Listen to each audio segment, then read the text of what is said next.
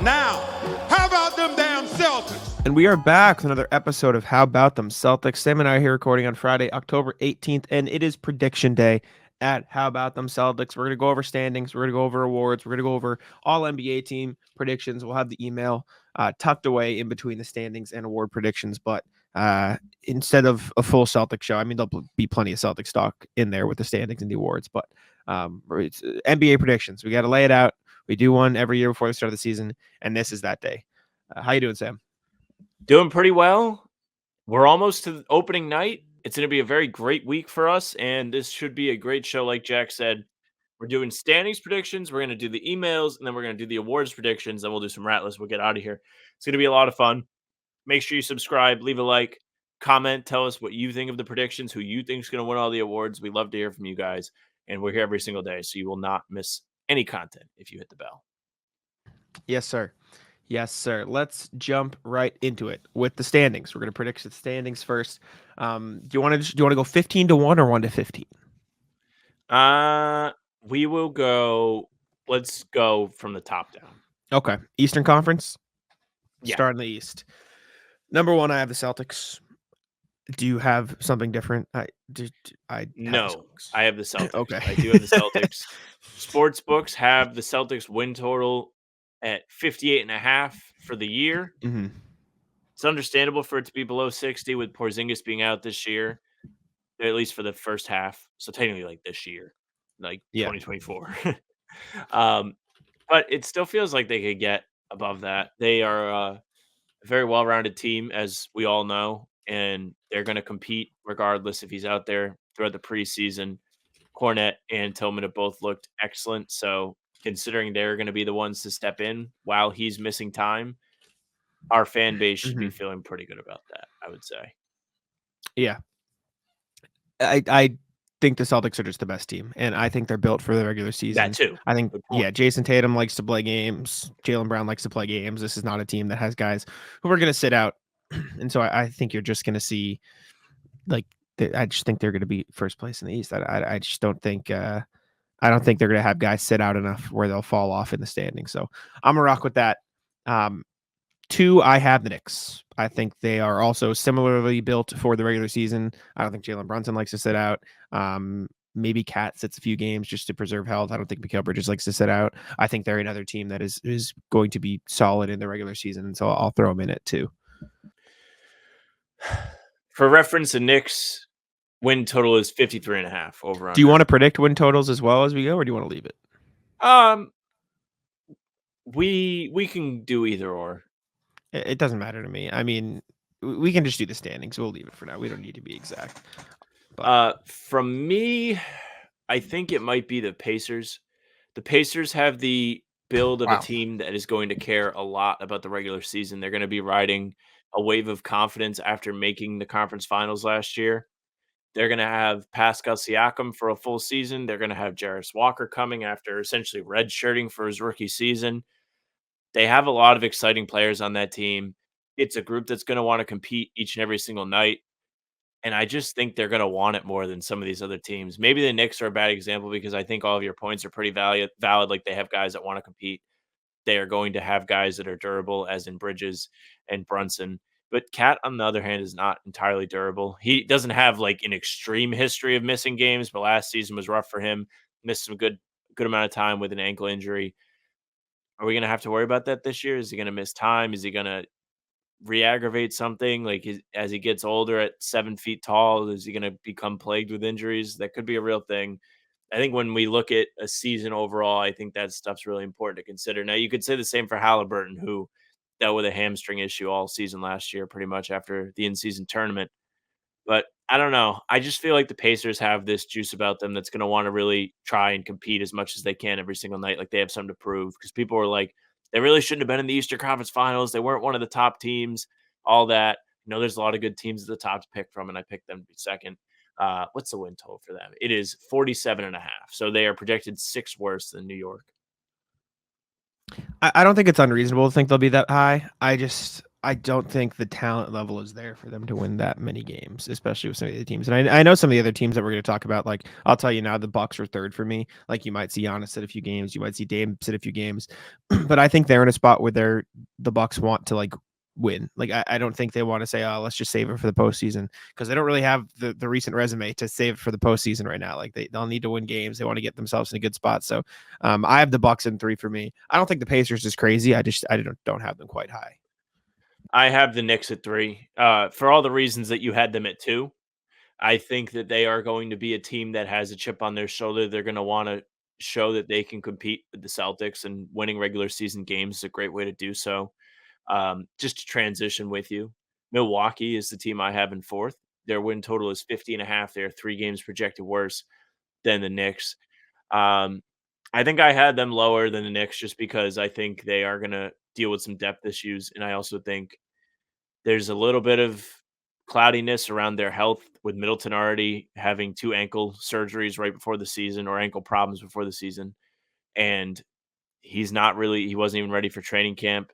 Giannis has had injuries throughout the last couple seasons, missed the first round of both the playoff runs. Dame is coming off in a season where it ended in injury for him, and he's another year older. So all of their big players, Brook Lopez, by the way, also older, all of their main players, they are guys that have had their fair share of injuries over the last year or so, and they have consistently been injured. Middleton especially. Giannis, Dame, and Brook Lopez all not getting any younger. Doc still at the helm. I think 4th is a pretty reasonable place to guess them, predict them, just because of all of the variables that go into their team. That's fair. I think Dame's going to play a lot more than people think this year. I think he's in a lot better shape. I think he'll probably have a better season, closer to what we saw in Portland from him.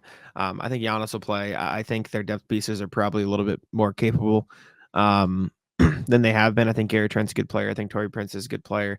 Hopefully they give some of these young guys a chance, but probably not. It's not really For Doc's MO. no. I have Sixers in 4th. I think Joel Embiid's going to sit out a lot this year, but I think Maxi's going to play, and I think he'll be enough to sort of carry the load a little bit, especially with the improved depth they have around him. And I think Paul George will play a decent enough amount. He'll probably get some rest nights as well, but I still think those two will play enough to make up for the fact that Embiid's going to be sitting. And for what it's worth, I think they could flip flop with the Bucks for me. I think either of them will be 3-4. I do have the Pacers in 5. I think they'll make the playoffs. I don't think they'll get stuck in the play-in watch. I just don't think they have quite the same level of talent as the 4 teams above them. Yeah. Philadelphia is my 5th seed team. I think for all the reasons that you said, I don't know how much we should trust that Joel Embiid and Paul George will be out there regularly for them to be consistently a team to be reckoned with. Now, does that mean the playoffs that they might not be? Well, they are the Sixers, so there's that. But with those players in particular, the goal is going to be to get them to the playoffs ready to play, and that's going to require sacrifice in the regular season. The sports books have their win total at 51.5.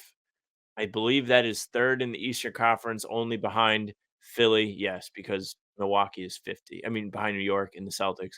Milwaukee is 50, so they're projected to be 4th. I feel like this number for Philly is like kind of high. And I think the public is going to be on the under. Like, it's probably why. But I just don't see them prioritizing winning games, and specifically like February, March, April. They're not going to care. They might get off to a good start, but they're not going to care by the end. Well, I do think that the race is going to be tight enough where they're going to have to win games. Like, I don't think 3 through 8 in the East is going to be that, far apart where they can afford to just lollygag through the end of the season. And I just think their roster is good enough where they'll just win games. But there's a lot of throughout the NBA now, the mindset of just get to the playoffs, just get there. And if they feel like that's it for them, they may not care about whatever side of the bracket they're on. I mean, they had their home games against the Knicks last year get flooded. Like, do they really think home court matters that much in a playoff series Well, if they played the Knicks early? It's less about home court and more about we cannot be in the play-in tournament.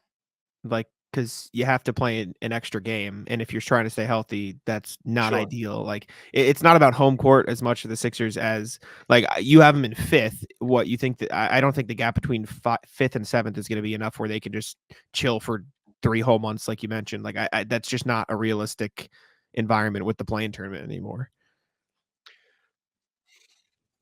I mean, I see it. I know what you mean. Like if But the Sixers win 46 games, the Cavs aren't in. You know what I'm saying? Did I cut out there? you did, but I know what you said. Those teams in particular, along with the Pacers, are going to be in that hungry category, right? Like they have something to prove. So I know what you mean. I just don't know. Like it is flooded up top in the East. It's either it's so polarizing that the conference itself. It's either these teams are contending teams or they fucking suck, and there's no in between. Like that's just kind of what the Mhm. reality is in the Eastern Conference this year. Yeah.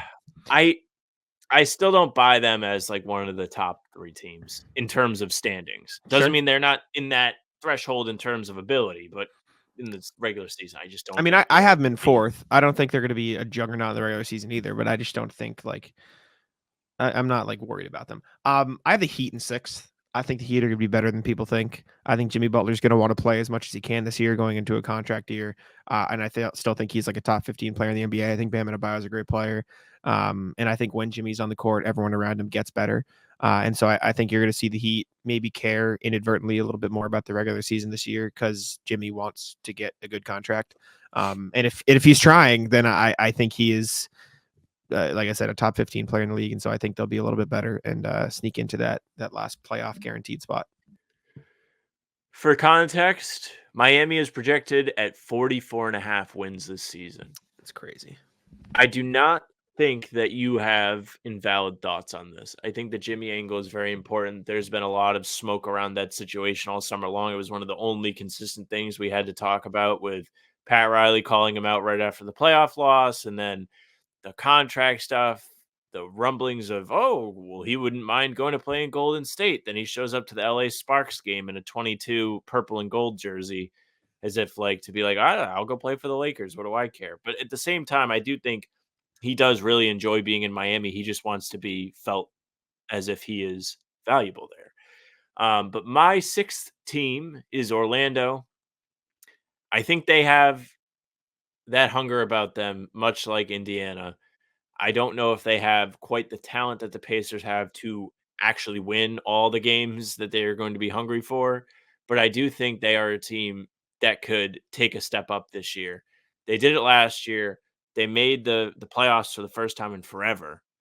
They went to a game 7 against Cleveland.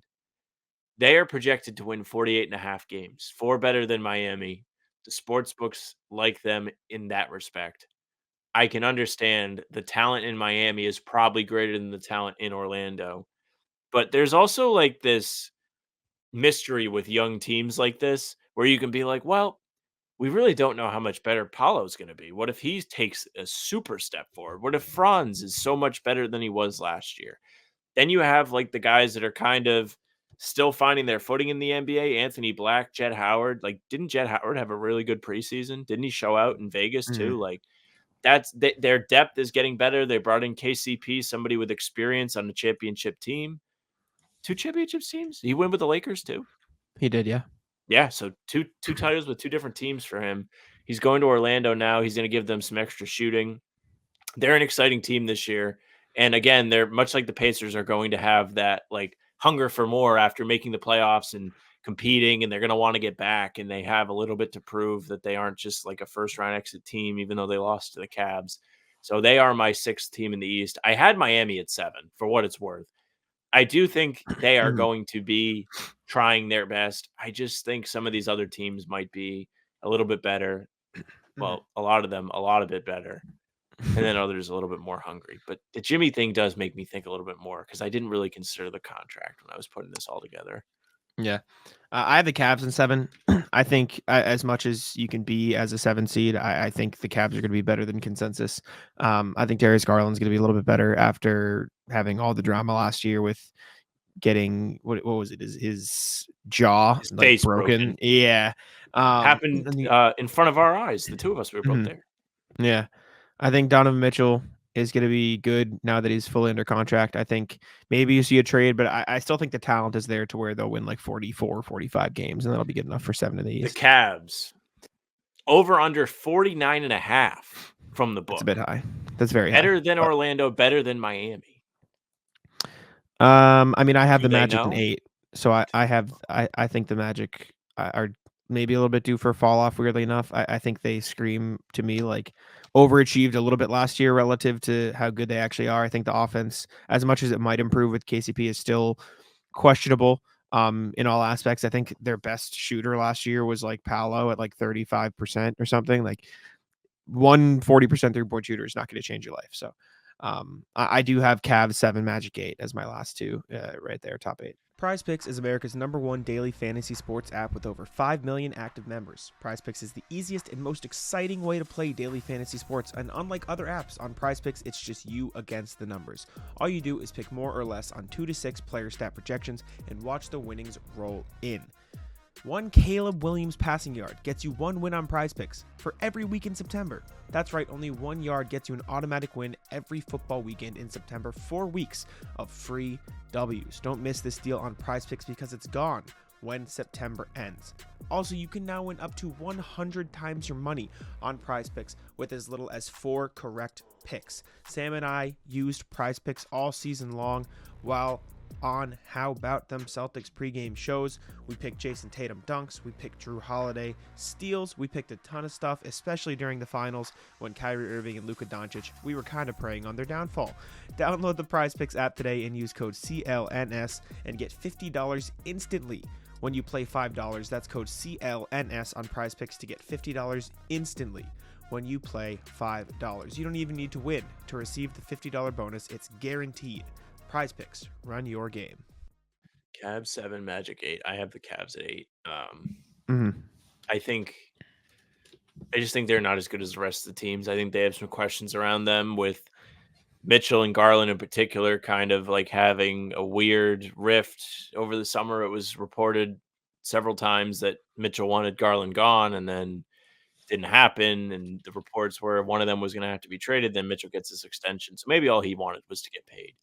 Um, it does feel like Mobley and Allen also have not like beef, but they do have some like technical rift where they don't necessarily fit the best next to each other. I know we talked a lot about this when it comes to New York and when they were looking for a big man before they traded for Cat, and Jared Allen was a great candidate because he does all the stuff that the New York centers did last year while they were successful. I feel like the biggest barometer for the Cavs is actually going to be Mobley. If he's really growing as a player, taking the step forward that everyone kind of thought he was going to take last year, then they might really be a force and they might end up being around that 49-50 win mark like the sports books think that they're going to be. But aside from that, like if it's a similar team to last year, I don't know how much I buy it. Fair enough. I still think they'll get around that 45 win mark, and I have the Magic in 8 because, like I said, I think they might take a little bit of a dip back. I have the Raptors in 9th. I think they'll be fine this year, get a full season with the RJ quickly Scotty trio, which I do think has some potential. RJ Barrett looked really good once he got traded there last season. We saw Scotty Barnes show a little bit of improvement in the preseason, that big game he had against the Celtics, but just in general, it feels like he has been getting a little bit better every year. Was an all-star last year. I think Quickly is really good too, and I just think they have like sneakily good depth pieces. Like I think they have a lot of pieces that you would like trade for as a contending team as you're like your 7th, 8th man. You'd be like really happy. It's just that's the entire Raptors roster. Like Kelly Olynyk's a good player. Jakob Poeltl's a fine player down low, right? You've got like Grady Dick, who looked like he took a little bit of a step. Obviously, seeing him in preseason, it looks like he's a bit more comfortable. You've still got Bruce Brown there, whether or not he'll get traded, whatever, but you have him on the roster heading into the season. So you've got a bunch of guys there who knows Kelly. how to win in the NBA. I said Kelly when you were frozen. You're just talking about Canada. I got cold, man. I froze. I know. So I just think they'll be a bit better than people expect. I'm not expecting anything crazy. They'll probably be around 500 still, but second year head coach heading in as well. He's a bit more comfortable. I just think they're due for a few more improvements. I also have the Raptors as my 9th team. Their win total on the sports books, 29.5. I get it. That seems so low. It seems low, and I hear you. I have them in the same place as you, but I want to preface, honestly, this whole string of teams. There are several teams in the East that have a gigantic window of they can either be competent or hot ass, and the Raptors are the first of the bunch. I think we saw a lot of impressive stuff from their younger guys in the preseason that shoot everything, make everything game that we saw in the final matchup in Toronto. It's going to stick with me. Grady Dick making all the shots, Scotty Barnes making all the shots, Scotty Barnes being a former Rookie of the Year, a very versatile guy. He can play defense, is very important. The addition of Quickly and RJ is another wrinkle. With all that being said, Grady Dick could turn back into a pumpkin. RJ and Quickly could not work out. They could look very young out there and look very bad against a lot of teams. I understand why it's at 29.5. I moved them around several times when I was making this, but I think ninth is pretty fair. So I'll put them there just because they do have a reason to try and like see what they have. Yeah, no, I get it. I agree. I think they'll be there. Who'd you have in 10? I had the Pistons at 10. Shocker. Pistons also in that window. Could be a little bit competitive, could be ass. It's a shit show in the middle to bottom of the Eastern Conference. The Pistons win total is going to be uglier than Toronto's is probably. Let's see. It is 26.5. The books do not think that they are going to be very good. I just think this is a year for them where they could take a step forward and show that they actually have something with the core of guys that they've drafted with Duren and Cade and Ivy. They now have Ron Holland there. Or Dillingham. Mm-hmm. Rob Dillingham, yeah. Or no, Ron Holland. Sorry, Rob Holland on the Pistons. Rob Dillingham's on the Timberwolves. Okay, good. I knew I was right. I just second guessed at the last minute. Mm-hmm. They brought in some actual shooting to help Cade when he's trying to facilitate. He's not kicking out to a bunch of fucking bozos anymore. He's got Fontecchio, who's been really good since he joined the Pistons. They brought in Malik Beasley, can't speak, who has been a shooter his whole career for the most part. They also brought in, oh my God, Tim Hardaway Jr., who is hit or miss, but he can shoot the ball every once in a while. Mm-hmm. I did not have the Pistons in 10th. Foolish. I had the Hornets in 10th. The Hornets are a decent pick. The book says 30.5 wins for them. Yeah, I mean, as I was going along, I was briefly like, okay, let's just mess around and see if like what the win totals would look like, and I think the Hornets could win 40 games and sneak into the 10th seed. So that's where I have them. I think LaMelo is going to be if obviously this is if everyone's healthy as they are now. I think LaMelo will have a better season. I think Brandon Miller could have a big year too. I think the pieces they added are good. I think Grant Williams is a fine piece. I think Seth Curry is a fine piece. I think they've got some like good winning, guys down there. And if Mark Williams is healthy, even though it's not looking great to start the year, that could be a big guy as well. But they just seem like they should be better than they are with the talent that they have. And I think this is the year they get back into the play-in after a couple down seasons of injuries. Yeah, they're in the same kind of situation as the Pistons are, where it's kind of like shit or get off the pot with this building that you're doing. LaMelo has been there for, what is this, season 5 of LaMelo now, season 4. Brandon Miller had an impressive rookie year despite the team not being good. He's looked good in the preseason, looked good in summer league. They have several young pieces around them now. They made the trade for Grant last year. Grant, who's a solid role player, even though he's a clown, he's still solid. They have competitive guys. That's one of the reasons I have them above the rest of the teams. They are my 11th team. And I think that they could get up to as high as 9. I think it wouldn't be crazy if that happened. But I just don't know if LaMelo is going to be healthy enough. He's been injured consistently throughout his career. He's played like half the games in the last 4 seasons. It's not really that great when it comes to his health. I will say they're probably going to be better than the Hawks. The Hawks are a fucking mess at my 12th spot. Oh, wait, no, you have to do 11 still, right? Yeah. Who'd you have? You had the bad. Hornets in 11. That's okay. I have the Hawks in 11. I have the Pistons in 12th. I think if Trae Young's on the team, they'll win games, and if they get traded, then they'll just like have the Nets effect of they had some wins left over, and then they'll lose a lot. 36.5. Yeah, I have the Hawks at 38 on my brief, threw them together predictions of wins. I think Jalen Johnson's going to take a step up again. I think he's a good player. I think, weirdly enough, I think Zachary Reese-Shea is probably going to be better than people expect because I feel like everyone's just sort of counting him out. And I mean, he was drafted first for a reason. I still think he'll just be like a high level 3-and-D player, but that's still a good piece on a Hawks team that needs talent. Onyeka Okongwu's still there. Clint Capella's still there. Bogdanovich is still there. Like, they've still got talented players. DeAndre Hunter's still there. Like, they've got guys. So I think they'll be fine. I think they'll miss the plan and maybe they trade Trae Young, but I think 11 is where I have them. It's fair. They are not one of the teams I think that will be on the rise. I think they have to go down to go up. That's why I have them where I have them, which is 12. Yeah. I have the Pistons in 12th. I did brief win totals. I have them at 34 wins, which is far above the over. Exactly, and that's fine. I just don't think that's going to be enough to get into the play-in. I think they'll be fine. I still think the spacing isn't great. I still think, the roster is not great, but I think they'll be better than they were last year by a good margin. Yeah, I mean, I think that they could range from 9 to 12. I think they could put together a strong season if they get hot, if they get confident. I think confidence is going to have a lot to do with all that. See how Bickerstaff fits as the new coach there too. Up next for me in 13, Chicago. I think they're better than the other two ass teams, but they're still going to be ass, and they're going to be kind of trying to be ass too. I think there's going to be a lot of guys that are no longer on the team after February 7th, 8th, 9th, whenever the deadline is.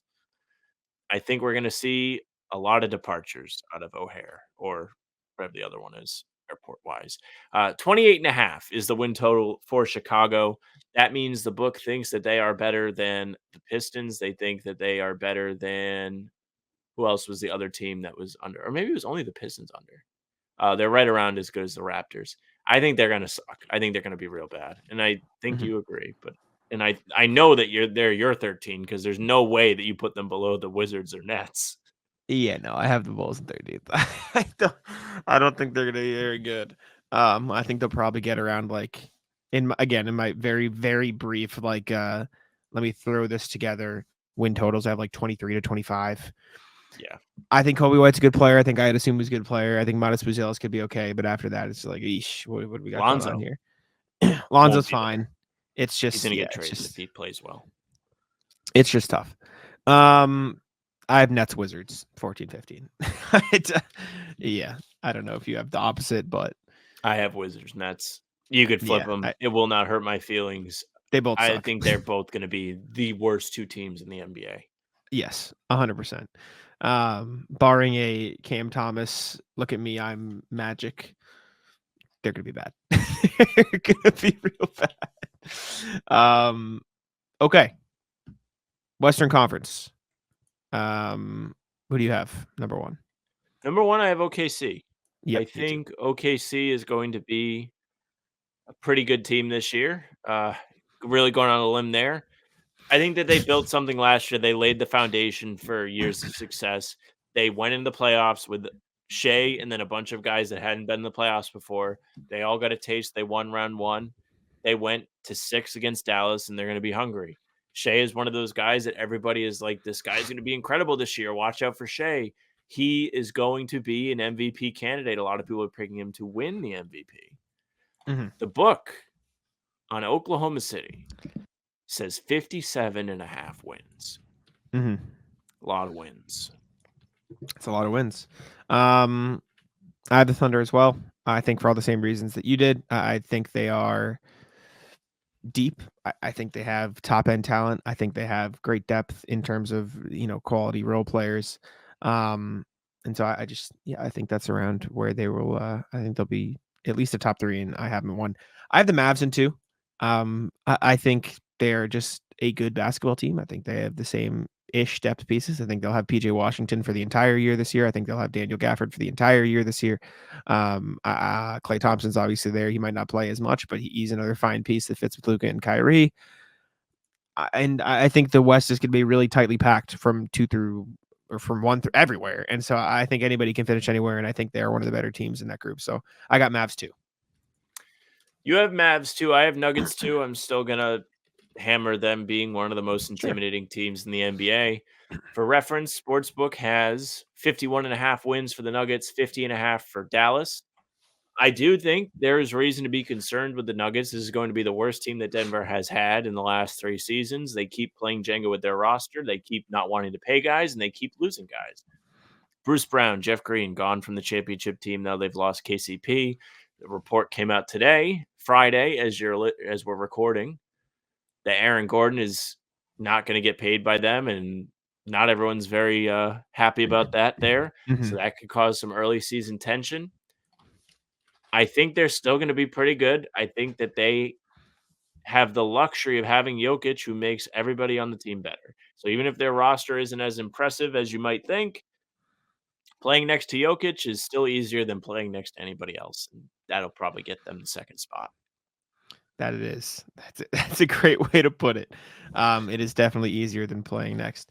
To anybody else, basketball season is back, and I could not be more excited. Getting to watch my favorite team live in person is my favorite time of the year, and I get all of my tickets on Game Time. Game Time is the perfect app to use for all of your ticketing needs. It filters out the fluff to show you only incredible deals on great seats, so you don't have to waste time searching through thousands of tickets. It brings the best prices, the best deals for you to go watch live basketball right to the front. But it's more than basketball season. The Patriots are back, and the Chargers are coming to town very, very soon, and it looks like you can get a great deal to that game. Justin Herbert going to come to Gillette Stadium to hopefully play Drake May. He did get the start recently, so that should be a very, very fun quarterback matchup as well. My favorite part of the app is the fact that you can filter out the fees, you can look at the best deals, and it highlights what it believes are going to be the best deals for you to get the exact type of ticket you want. Curation makes it easier to save more on sports, concerts, comedy, theater, everything you want. I saw Noah Khan over the summer. I use Game Time to get my tickets. All-in pricing is another part that I absolutely love about the app. Toggling the feature shows the exact total upfront. Like I said, filters out the fees, tells you what you're paying with everything included. It is perfect. Take the guesswork out of buying tickets with Game Time Picks. Download the Game Time app, create an account, and use code CLNS for $20 off your first purchase. Terms apply. Again, create an account and redeem code CLNS for $20 off. Download Game Time today. What time is it? Game Time. Who do you have in 3? For 3, I have Memphis. Memphis is going to be back this year. Jesus.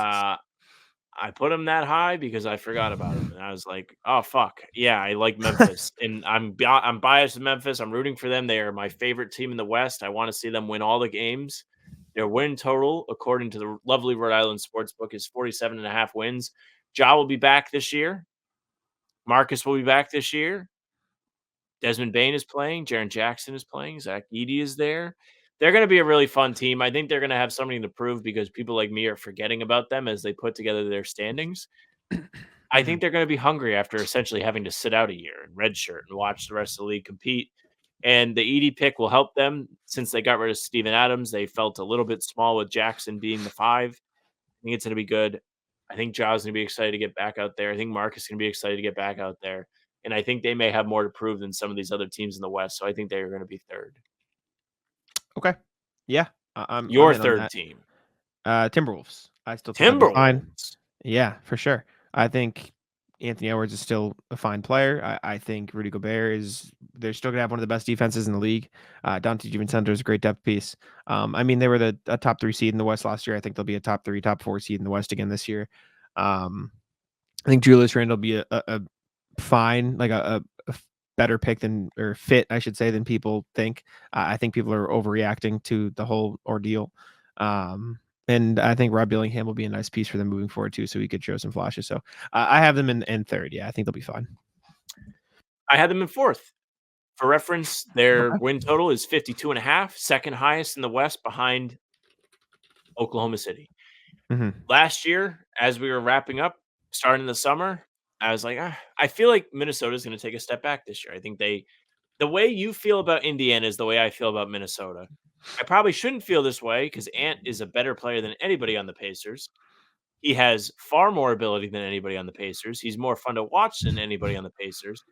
But at the same time, I just think that the rest of the team might take a step back. I think Rudy makes things tough on them. I think Randall stinks. I think getting DiVincenzo is a good thing. I think it's going to be helpful. I think McDaniels is going to be another solid guy. He's going to be all defensive this year, I think, again. He's a real pest, and it makes them a tough team for teams to match up with because they have defenders waiting for everybody. That's why they played the Celtics so well last year. It's because they can defend. Defense does win games. I think for what it's worth, the top of the West is going to be very competitive, much like the top of the East, so that any of these teams can really be flipped around. And I'm sure you feel the same way, but I have them at 4th. I think they're going to be fine, but I'm just not loving them as much as the other teams. I have Dallas at you had I'm gonna let you talk about your 4th team before we go. I have Denver in 4th. I think you might see them take a step back in the regular season next year just because they've lost depth pieces every single season. They'll still be fine in the playoffs, but I have them in 4th, and I do have the Suns in 5th. With their point guard situation being a little bit solved, I think they'll still be solid in that playoff mix. I get it. I think that it's very valid. I think the pulling pieces away from their team every single year isn't going to keep benefiting them. I just think Jokic might be good enough to at least be like the duct tape on the leak meme where they just slap Jokic in the lineup and it's like all is well. That's the way the team's operated the last couple of years. Like the on-off numbers for Jokic are real good when he's on there and ass when he's not on the floor. They have a real problem playing without him, regardless of when they were winning the championship or last year when they lose in the second round. That was always the theme with them. I think it'll happen again this year. I had Dallas in 5th, just so we talked about all the top teams. I had them at 5th. I think that they do have something to prove. I don't think they're as good as the rest of these teams. I still think Luka is an incredible player. He's going to be in the MVP discussion later in the show. He's going to be in the All NBA discussion later in the show. I'm not convinced that like Clay moves the needle for them. I think he's going to be a nice fit there. He's going to be a nice safety valve for Luka, but I don't know. They're like fine. Like they don't move me. They're not one of those teams that I'm like they are all of a sudden incredible. Okay. I have the Grizzlies in 6th. I think they'll be better Who's this year. 5th for you? The Suns. I said that. Suns in 5th. I said their point guard position is a little bit better fleshed out. I think they'll be a fine team again. I think When Devin did you Booker say and Kevin this? Durant. After I told you the Nuggets were 4th. I have Nuggets 4, Suns 5, Grizzlies 6. Okay, my bad. You're good. I'm so sorry. I legitimately did not hear anything about Phoenix. Phoenix I said it quickly, total, but for reference, is projected to be 48.5 games. That is above every team except Memphis that we've talked about. I mean, below every team except Memphis that we talked about so far. I think that adding 2 point guards is going to be helpful for them. I had them at 6 behind Dallas on mine for what it's worth. I think that they are going to be a competitive team. I think they're going to have something to prove after last year, too. I cannot speak today. Someone needs to just fucking execute me. I swear to God. After last year and like kind of going out with a whimper in the first round, they looked rough against Phoenix. They really never were healthy all of last season. They weren't a team that anyone was afraid to play. Maybe it's Durant's swan song this year where it's like the last real year where he's one of the elites and he's winning games for his team, but they are going to take advantage of that while it happens. I have him at 6. yeah, that's fair. I just had the Grizzlies in 6 because I think there could be growing pains. I think maybe they want to be safe with some of their guys who got hurt last year. So I threw them in there, and I think that's fine. Who do you have in 7? In 7, I have New Orleans. Okay. I think the addition of DeJounte is going to be excellent. I think he's a player that can be a facilitator on a really good team. New Orleans has a lot of solid players. Zion has looked really good when he's healthy. Herb Jones is consistently an elite defender. He's a good shooter. CJ is still a great role player, vet guy to have around. They got Tice now. Who doesn't love Daniel Tice? I just think they've been due to be one of the top teams to be in the playoffs for a couple years now. And they've had injuries slowing them down. Like even in the play-in last year, they didn't get the 7th seed because Zion hurt his hamstring at the end of the game. Like he was really balling out against the Lakers. They were the top team in the West a couple years ago before Zion went out with an injury. If he's healthy for like 65, 70% of the season, they should be able to get in a play-in spot once again. That's where they're going to be. Yeah, I think that's fine. I have the Pelicans in 8th, and my 7 is the Kings. I think the Kings are going to be better than people realize this year. I mean, it's all relative because I think the West is just going to be super compact with win totals. But um, I think the Kings will be good. I think De'Aaron Fox is good. I think DeRozan's going to help them a lot more than people realize. I think Sabonis is underrated as well. So I have them 7. I have Pelicans 8. Who do you have an 8? For reference, New Orleans 45.5 win total.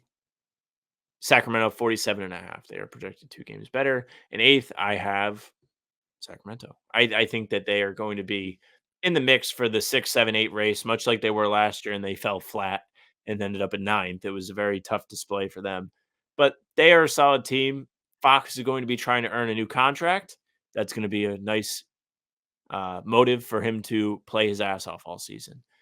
I think Sabonis will have a chip on his shoulders. Everybody knows he didn't make the All-Star team last year. Shout out to starting 5 for reminding everybody before the season starts. But he is someone who puts up numbers. He is like a baby Jokic in a way where he's setting his teammates up. He's just playing to play. He's just not really shooting threes the way Jokic does, and he's not quite as dominant inside offensively. But he's still a smart player. He's still willing to do whatever it takes to win. You have another year of Keegan Murray. You have DeRozan now. They had a summer where they brought in guys. They took Devin Carter out of Providence. They're a team that has a window, I think, like of they could be pretty good, they could be mediocre, but I don't think they're going to be ass. I think the West is really a tough place to play right now in terms of feeling comfortable in the standings. So I have them at 8th, but I think that they could move up to 6. Okay. Who do you have in 9? In 9th, I have the Lakers. Okay. I think LeBron and AD are probably enough to once again compete in the LeBron James play-in tournament every single year. They will be there no matter what. Kylian Mbappe. The sportsbook has the Lakers at 43.5 wins. I don't know. Like, I don't love the rest of their team, but at the same time, like, those two guys are top 10, 11, 12 in the NBA. Having 2 of them on the same team is pretty nice, as we did on the Ringer and ESPN rankings. The next guy on the list is pretty far down. We did find that out, but I don't know. They'll probably be in the mix. The NBA loves having LeBron play in some sort of postseason games, whether that's just the play-in or it's the actual playoffs. I'm sure they'll be there. I have the Spurs in 9th. I think Wemby is going to be crazy this year. I think Harrison Barnes and Chris Paul will help them win. There was something that came out the other day that said they're going to have like a shorter leash or less room for mistakes this year. So you might see a little bit of, restrictions there. Keldon Johnson lost some weight. Devin Vassell is going to be good. Jeremy Sohan is going to be good. Stephon Castle's there now too. Like, I just think the Spurs are going to take a pretty significant jump because I think Wemby was already dominant last year. I think they could have one of the better defenses in the league this year after having one of the worst last year, which is crazy considering Wemby blocked 500 shots. So I'm in on the Spurs. I think they could have a jump. I do have the Lakers in 10th though, so I do still think they make the play in, and I think they'll finish with like similar win totals. I have all my numbers here, which we can go over after. But yeah, we flip flopped. I have the Spurs right after the Lakers. Their win total on the sportsbook is 35.5. I don't know if I said the Lakers are 43.5. They are quite distant, but I agree with Jack. I think Wemby just makes such a difference. Teams are afraid to go in the paint. That matters. If you have to change your entire play style because this 7'4" French guy is out there, it's going to be tough to play. Having a vet like Chris Paul is going to be very helpful for him. Someone that can actually throw an entry pass to get him the ball so he can score down low is going to be helpful. I think having Harrison Barnes is another good addition, like you mentioned, because he's won a championship. He was a part of those early Warriors teams. And overall, I think Stephen Castle is a very good player out of the draft. I think he's going to be an exciting defender to bring off the bench. Devin Vassell, another year in San Antonio, another year as a pro. He may develop a little bit more, become a little bit better, work on his game over the summer. I think it's fair. I think that they have good reason, one, to want to be in the play-in as an organization. They won't be offloading guys at the deadline and halting that. And the league has good reason to want them playing in the play-in because everybody wants to see Wemby. Yep. Who do you have 11? I have Houston. Okay. Houston is a team that they may be my Pistons West, where I kind of feel like they're due to take a step up. And then you look at the rest of the teams in the conference, and you're like, who are they stepping over? Their win total higher than both San Antonio and the Lakers at 44.5 on the sports book. Jesus. I see the vision. I don't. I said I don't. I do.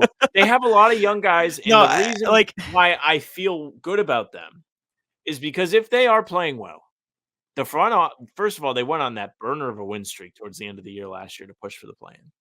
The front office has reason to believe in whatever group is playing well out there, and they have the pieces to bring in more help for whatever players they decide to keep. If they want to offload a couple young guys to bring in another vet to help solidify the rotation, sure. If they want to get rid of Fred VanVleet and bring in somebody else or Dylan Brooks and get rid of them, maybe they can do so. I think that Jabari Smith is a good player. He's got the body to be a good player. He's got the skill set to be a good player. Reed Shepard is your guy. Jalen Green, if he shows any semblance of being able to play within a group, could be dangerous. And of course, Şengün is a great player too. He just got hurt at the end of last year. Yeah, I mean, the Rockets were the toughest team for me to leave out. I assume we're flip-flopped. I have the Warriors 11 and the Rockets 12. I assume you just have the opposite. Yes, I do. I sure but, do. the Rockets were the toughest team for me to leave out of the play-in, but I don't think they'll be better than the Lakers or the Spurs this year. I just don't see that. So I'm going to stick with them in 12 behind the Warriors, who I have an 11, who I just think it's just going to be another down year for them, because as much as you mocked Clay, they lost Clay, and everyone else around them is just getting better. So even though Pajemski and Kuminga could get better as well, but I'm going to take a stab at what you have for the bottom three. I think you have Clippers, Jazz, Blazers, but I have Clippers, Blazers, Jazz. I also have Clippers, Blazers, Jazz. So get bent. There we go. For what it's worth, Warriors, 44.5 win total, same as the Rockets. But if you bet they're over, you get less value than the Rockets. So their 44.5 is better than Houston. Book says Jack is correct.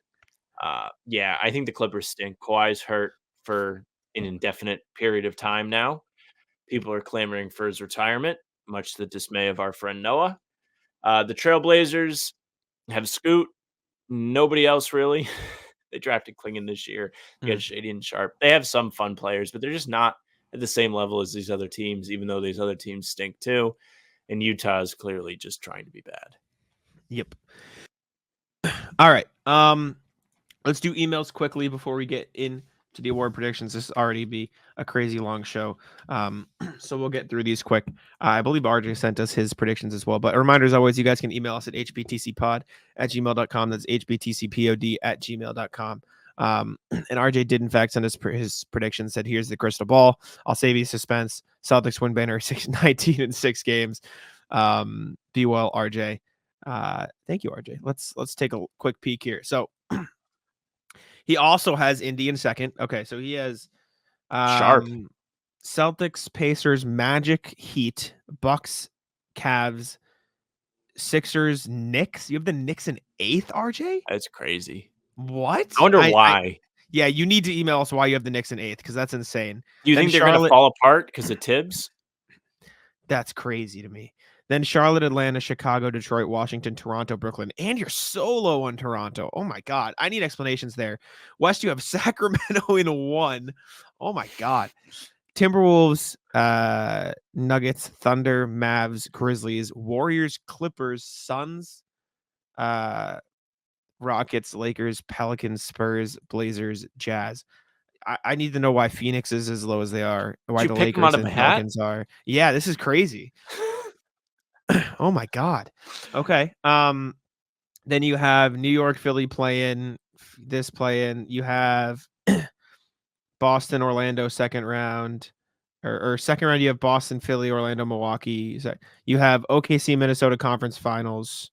Celtics, Magic conference finals. And then the Celtics beating the Timberwolves in the finals. Orlando going to the conference finals is nuts.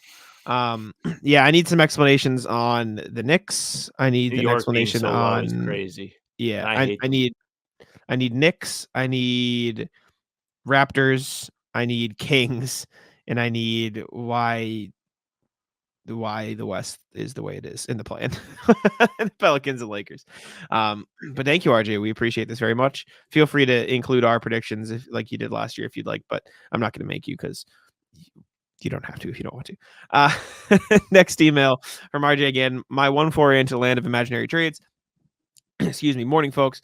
Time to play if I were Brad Stevens for a day. I don't often float trade ideas, but here's my one for the year. If the Celtics trade Jaden Springer, I would not be surprised if Baylor Shireman were attached in the deal.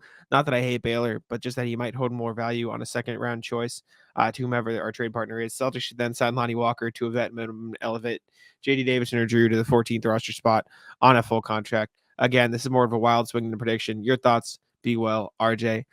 My thoughts is it doesn't happen. By the time you're hearing this, it'll be Sunday, so they'll have to have made a decision on Lonnie Walker, so we will know. But right now, we're recording this on Friday, so we do not know about Lonnie Walker. I don't think they trade Baylor for sure. He's a rookie, and they like him. I don't think they trade Jaden Springer either. I don't see it happening. I get it, but Yeah, I don't think so. It wouldn't make any sense. I just think that giving up on Shireman after 5 preseason games in a trade would be very off-brand for the Celtics. Not to say if you feel down on him, you don't have a reason to feel down. I don't think you should give up on him. But in a professional setting where you just spent your first-round pick ever in the Brad Stevens era, it would be Rick Pitino crazy to trade the guy after 5 preseason games.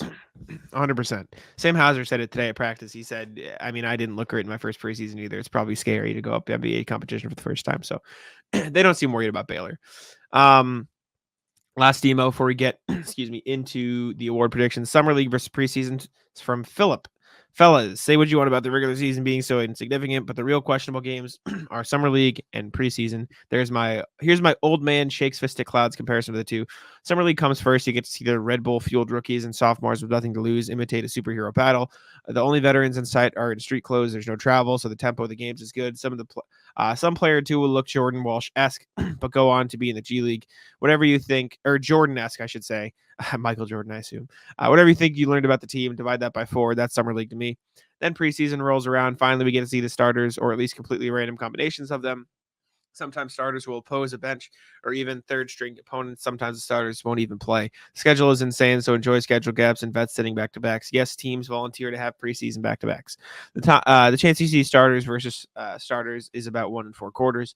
Whatever you think you learned from preseason divided by 4, unless it was related to health. The winner for me, it's Summer League. It's comical at times, but the teams are more evenly matched. And if I walk away getting overhyped, looking at you, Baylor and Jaden, then so be it. Preseason, on the other hand, just seems random. It's like to see the guys healthy, but past that, it's hard to read in games that randomly pair starters versus bench. What do you guys prefer and why? In any case, I can't wait for tip-off Tuesday. Best. Phil. I like Summer League for rookies and I like preseason for everything else because I think preseason gives you a chance to see, even if they're playing odd competition, like seeing Jordan Walsh play next to Jason Tatum is useful. Seeing, Tillman and Cornette play next to those guys is useful. Seeing Kada play next to them is more useful than seeing them in a role they probably won't play when they are playing with the rookies in Summer League. Anytime you get a chance to actually look at the guys play the roles that they will play in real games, it's so valuable. Summer League is fun, but you really can't put too much stake into it, as I fell flat on my face with Springer, it seems. With preseason, you can actually put value into that. Mm-hmm. I agree. Thank y'all for the emails. We appreciate it very much. Let's move into the award predictions, awards, all NBA rat list, and then we will wrap up here, which is going to be a long show. So MVP, Sam, you want to start there, or do you want to start work our way up to that? We can start there. Okay. Who's your MVP? I think it's going to be Luka. I think he's going to get his. I think he's going to have a chip on his shoulder after the finals. I think the media is going to have it's going to be like the Embiid year where everyone's just like, how does this guy not get recognition? He's putting up my career numbers every single night. How is he not the MVP? Well, it's going to happen. He's going to get the award. He's going to actually have to put up those numbers for his team to be competitive. And it's all going to kind of weave together in the way where it's like, it makes sense, which is fine. It's not that he's undeserving, but I think the way that he wins is going to be fucking insufferable. So you think the Mavs will finish in 5th and Luka will win MVP? Yeah, probably. I have the Mavs in 2nd and I have them MVP because I think he's going to put up 30, 10, and 10, and they're going to be a really good team. And I mean, he's been so good for so long, it makes sense that if the Mavs have a good year, then he will be leading the conversation, even though I think Shea has a chance too. I just think Luka's stats are going to look better. And so I went with Luka over Shea. And those are the two I was deciding between. I'm going to go out on a limb here and say we both have Wemby for Defensive Player of the Year. I think it's Derek Shocker. White's time. Yeah, okay.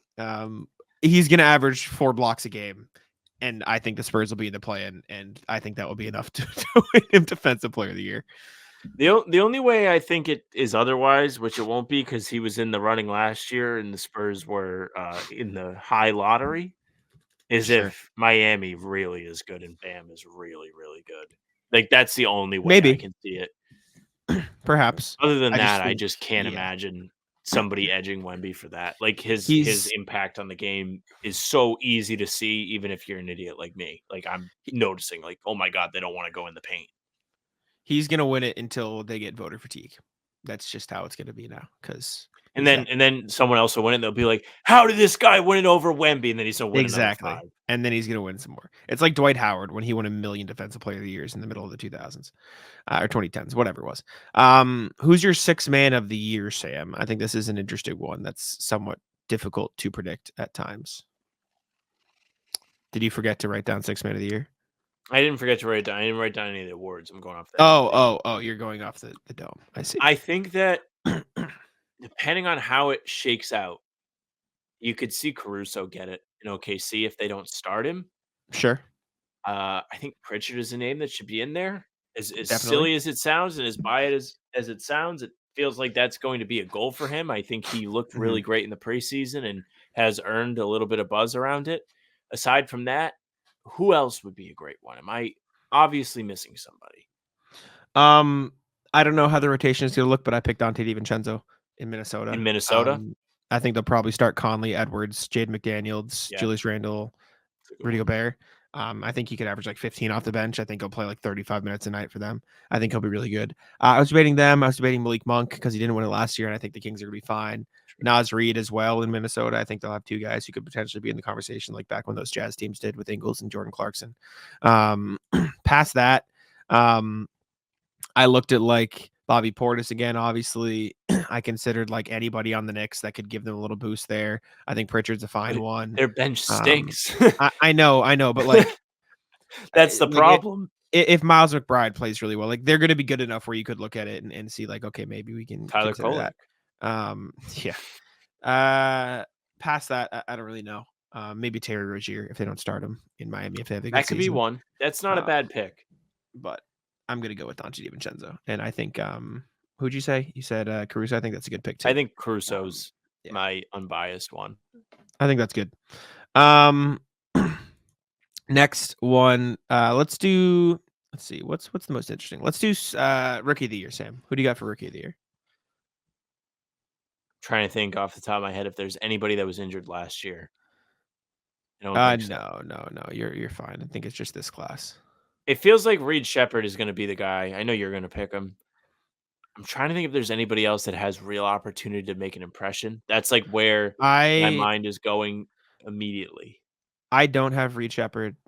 I think he might not start right away, so it could hurt him. I think Zach Edey is going to have a monster rookie season in Memphis. Edey winning Rookie of the Year would be fucking crazy. I think he will. I think he's going to average going into the draft. Dude. Like this guy stinks, and he's a free throw merchant at Purdue. I have the Wi-Fi symbol. There were clips of him playing the Pacers. Can you still hear me? I hear you now. Wi-Fi. You're good. Playing the Pacers, and he's just bullying Isaiah Jackson and Miles Turner. Like he is just like, I am just going to post you up like I did in college, and it's going to look the exact same. There were clips of like Marcus teaching him how to post up and like helping him like NBA style stuff. Like, I think he's going to average like 13 and 10 with 2 blocks a game and just be really, really, really good in the starting lineup for a good OKC team Grizzlies team. I don't think Reed Shepherd's going to get enough opportunities to put up like, I think maybe average like Pajemski-ish numbers from this year. I think his development will be more down the line, but I think Edey's going to win Rookie of the Year this year. Him or Risa Shea. Sleeper guy is Klingon for me. I think Klingon can like have like a near double stat line in Portland. I think they're going to get. I don't think he's going to start though. Okay, sure. I think there's a chance that they just are like, fuck this guy Ayton. We want to get this kid minutes. We want to give him burn. Sure. He's going to block enough shots to make an impact there too. I think it's not crazy to think that Klingon could be in the running for that. I think that's fine. My sleeper picks Bub Carrington in Washington. He was really good in summer league, and they're going to be god awful, and so he's going to get a lot of opportunities. So if he's even like close to efficient, I think he could put up like 20. Another Like, I think he'll be 6-man fine. pick in the Mhm. hat is McCain for the Sixers. If he gets enough run, I don't know if he'll play enough, but yes. It I just know they depends. really were impressed with him throughout training camp, throughout the preseason. Yeah. I know he just got a pulmonary fucking contusion. I didn't know you could bruise your heart. That's terrifying. Crazy. That's scary. That's super scary. Or is pulmonary your lungs? Watch out for Brownie too, man. You never know. Is My pulmonary your heart or lungs? heart. Okay. It's like your pulmonary valve. Oh wait, it is a heart valve that controls blood flow from the right ventricle to the lungs. So you're not technically wrong, but it's in the heart that controls airflow or blood flow to the lungs. Either way, bad place to have a bruise. Not fun. You want to do coach of the year or most improved or clutch player of the year, Sam? What do you have next? Let's do coach of the year. We got to wake people up a little bit. This is a fun one. Who's coach of the year? I sure hope it's Joe Mazzulla. It won't be Joe Mazzulla. That's who I picked. That's who I picked. I think it'll be Joe. Maybe it will be him. I just think people are going to hammer this team is too good. What is he really doing? While we're in the trenches, like we do see it. Like his impact on the team's mindset, the buy-in, the commitment to winning. Like I think it's so important. I'm trying to think of like the big overachieving teams. Well, that's my thing. I don't think there's going to be that many overachieving teams. Ironically enough, the biggest overachievers in my standings are the Kings, which is Mike Brown, who already won it 2 years ago. So I don't think they'll give it to him again. Fatigue. It's the Thunder, who just won it last year, so I don't think he'll win back to back. It's the Spurs, who maybe they give it to Pop, but I don't think. I think the voter fatigue from 10 years ago is still there. And it's the Heat. So I think a Spo or a Missoula is the most likely, but I think Joe will get it because I think a lot of people will be like, oh, they didn't have KP. They set out these players. Like they still won 60-ish games. Like I still think, I think he'll be in the running, and I think he might get the respect he deserves this year. So even though he doesn't care. He'll get the award and throw it in the trash. Yeah. Yeah, it give a shit. Excellent. I hope he does. I hope he does at the presser. He just he walks up to the front of the room and he has like a one of those big plastic gray garbage cans and just drops it right in there. Most improved player. It's a good question. I think most improved is going to be somebody either in a new situation, or you know what, honestly might be Wemby. I would hate that. I would be so fucking lame. It's so I hate second year players winning the award. Do you see it though? I do, but I don't like it. It's like when Ja won when he was a sophomore. Like, duh, he improved. He was a rookie. Now he's not. It's stupid. I think Wemby is a good pick. I think that somebody from Orlando could be a good pick. I think somebody from Houston could be a good pick. I just don't know which player it's going to be yet. You know what I mean? I think all of those teams have like that. Oh, they have a bunch of guys that are around the same level and they're due for a jump, but I just don't know who it is. If the Pistons play well enough, it could be Cade. Yep. I picked Denny Avdia in Portland. That's I think situation guy. He was really, really good to end last year. I think they're still going to be bad, but I think he could put up I think he could lead them in scoring and put up 28 and 3 and be efficient next to Scoot and help Scoot out. So I picked Denny Avdia. I think it's interesting. I think he'll be good in a new situation. I've heard a lot of people talk highly of him, so I'll go with him. And then clutch player of the year is whatever to predict. Who's going to be in the most close games? Not the Celtics, and it won't be Tatum because he sucks in the clutch. I picked Jalen Brunson. I think they'll be good enough, but I think they'll play enough where he'll take a bunch of big shots. I think Dame might get it. Also fine. No complaints. Okay, all NBA, Sam. Would you want to read me your first team first? First team is chalk. Jokic, Tatum, Shea, Luka, Giannis. I have chalk minus Giannis, and I have Brunson instead of Giannis. Little chalk. I think he'll get the New York boost. I think the Knicks are going to be better than the Bucks, and I think Giannis might sit out some games for health, and so I think he'll be close to that 65 game mark, anyways. So I think they'll give it to Brunson. I do have Giannis leading my second team. Second team of Giannis, Ant, KD, Sabonis, Donovan Mitchell. I have Jalen Brunson. I have Ant. I have Wemby. I have Steph Curry. I have Jalen. Okay. That's fair. I'm actually also going to switch mine. I'm going to take Donovan Mitchell off the second team and put LeBron. I think LeBron will be second team. Donovan Mitchell will be third team. Say yours again. It was Steph Curry, Jalen, okay. Jalen Mhm. Brunson, Wemby, Yep. and then Ant. Okay. Yeah, In that's no fair. order. It's just Yeah. Your second team looks almost identical to my third team. It's just three of the same players. On my third team is Steph, Jalen, Wemby, but then I have Jimmy Butler and Donovan Mitchell on my third team. Okay. Actually, So no. neither of us Donovan had Mitchell. Embiid. I'm cutting Donovan Mitchell. I'm putting John Morant. Okay. Mhm. My third team is Anthony Davis, Sabonis, Devin Booker, Ja, and Kevin Durant. Okay. Yeah, that's fair. I don't think Embiid's gonna hit the game mark. I don't Me think neither. Davis is gonna hit the game mark. I That's don't why think I left LeBron him off. will. That's why I didn't have him. I had LeBron over Davis because I think LeBron will and AD won't. And then I don't think I think Devin Booker might miss it again. I don't know if he's gonna He play. may. I think KD is gonna be close and Booker might be close if they stay healthy for the playoffs. I'm not sure if Jimmy hits it. I know he has a point to prove, but he still gets That's hurt. why I put him Plays on. hard. That's what I put him on. Flip Jimmy or Bam if you want to. I'd be fine with Bam there instead. I think Halliburton won't make the cut. I think the Magic players won't make the cut. I don't think the sneaky one. I think is Kyrie could get on if he plays enough because I think they might team's get good enough, a there's gonna post be finals. buzz. Yeah, exactly. But okay, those were our All NBA teams. Cool. Tell us what you Let's think. Who yeah, do we actually, miss? let me. Do we miss anybody bad? I'm gonna write yours down just so we have this. You had Luca and Wemby for I those have it in as the sheet if well. you just want to copy paste. Oh, then I'll just copy paste it later. Never mind. Okay, let's go to the Rat List, Sam. What do you got? Rat list is traffic, which is the origin of the rat list. I was with the lady today. She's going on vacation, so I figured I would see her before she goes. Jack and I were meant to record at a certain time today. I was set to be on time, and then my GPS told me it was going to take me double the time I thought it was going to take me to get home. I could not believe the sheer mass of humanity on 95 South. It is never bad from Providence south to Warwick. It's bad if you're going from Pawtucket down to Providence. It's always bad. But once you're through the city, it's not bad. It was a 43-minute project or a 47 projected minute drive if I stayed on the highway.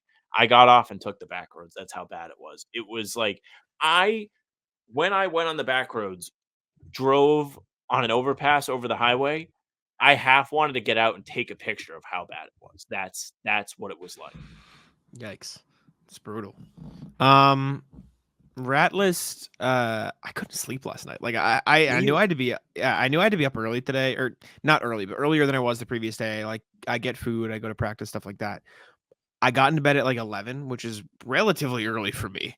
11:30 maybe. And I did not fall asleep till 3:30 in the morning. Just could not sleep. I was moving around. I was watching videos. I was turning it off and just lying there. I was whatever, just could not. Just nothing, could not fall asleep for the life of me. And it was not very fun. I did not have an enjoyable experience. And then some fire alarm like across the street like started going off at like 2. So it's just like, okay, I'm just cooked tonight. Whatever. Rat list is anonymous NBA reports. The NBA Central had this today. It was from Adam Zagoria of Basketball Insider for New York Times and Forbes Sports. Sure. It was about the upcoming NBA draft. An anonymous scout told him that Cooper Flagg should not be a lock for the number 1 pick. Ace Bailey's better. The anonymous reporting on guys is just always annoying to me. I understand, like, you're with a team, like, you can't say so, but trying to have the hot take that this guy is not, like, Cooper Flagg is not as good or whatever, like, he's not as hyped or good as he's hyped up to be. My response was, I'm hearing there are actually a lot more guys that are better than Cooper Flagg. Some are even saying that there are 29 players that they take over him. I see. So we can go to the Celtics. I see. I was like, where are you going with this? But that makes sense. I don't know if I have anything else. I think that's all I got. Pretty boring. I don't have anything to go for right now. That's all I got. Rat list is predictions. We're both going to look like dickheads in like 5 months. Almost certainly. Well, one of us will look like, because we have kind of different lists. We have very almost identical standings. I think we have the same exact 20 playoff / play-in teams minus the Pistons and Hornets. So, did I sell you on the Hornets at all? I feel like I've been doing some lifting for the Hornets lately. Aside from the Pistons, like I think like they're in that same category where I feel like I they're a think, little yeah, I short. know. I think they'll be fine. I mean, for context, I have them in my brief win total predictions at 40 wins, so I don't think they'll be like world breaking, but That's they'll pretty good compared to what they were. be fine. It's true. Anyways, appreciate y'all for tuning in. Make sure to leave a like, subscribe to How About Them Celtics on YouTube, Apple, and Spotify, and leave us a rating, and I'll let Sam take it out. Hey, thank you very much for listening and watching. Like Jack said, make sure you subscribe, leave a like, comment, tell us about your predictions. Hit the bell. You won't miss any of our daily uploads, new pods, Tuesday, Thursday, Sunday, game recaps the morning after each game, and other videos in between to keep you up to date with all things Celtics. We have streams. Pre-game is always live a half hour before every single game. It's great to be back there. We love doing it. Talking C's will be back this season, as will the Roundtable. Keep your eyes peeled for those. They should be coming soon. You can also find all pods and recaps on Spotify and Apple. If you give us a follow there, those will go right into your feed. If you're on Apple, leave a 5-star review. We'd appreciate that very much. You can email us, hbtcpod@gmail.com. Send in your predictions. Tell us what you think of ours. Tell us what else you're looking forward to with the new season right around the corner. Again, hbtcpod@gmail.com. The socials are to How About Them Steves for Twitter, Instagram, and TikTok. Facebook's the name of the pod. All streams are there. They're on YouTube. They're on Twitter. Jack's Twitter's at Jack's NBA. Mine is at Sam LaFrance NBA. That's it for us. Tic-tac-toe.